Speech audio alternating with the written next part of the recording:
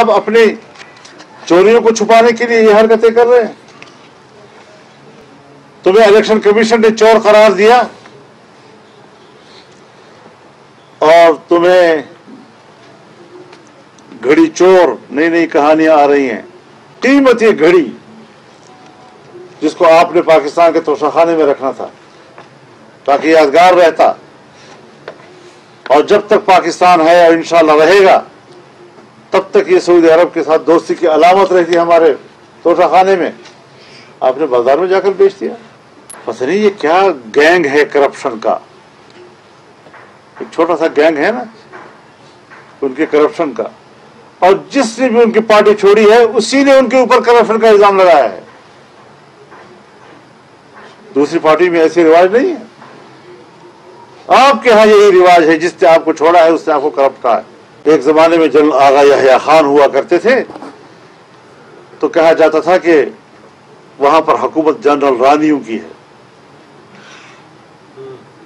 आज हुकूमत पीरनी और गोगियों की है, और गोगी, पीरनी और कप्तान लूट के खा गए पाकिस्तान। अब ये तश्तज़बाम हो गई सारी सूरत हाल। मजीद उछलने कूदने की अब जरूरत नहीं है।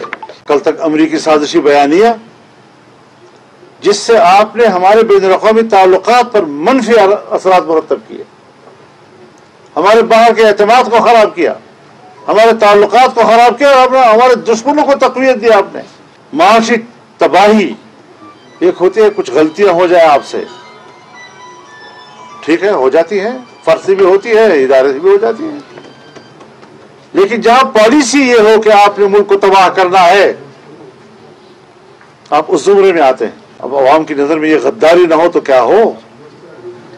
पूरी दुनिया से आप पाकिस्तान को लड़ाएं, इसका हिसाब ना हो तो क्या हो? मुल्क के अंदर फरोग देना, तशद्दुद को, अदम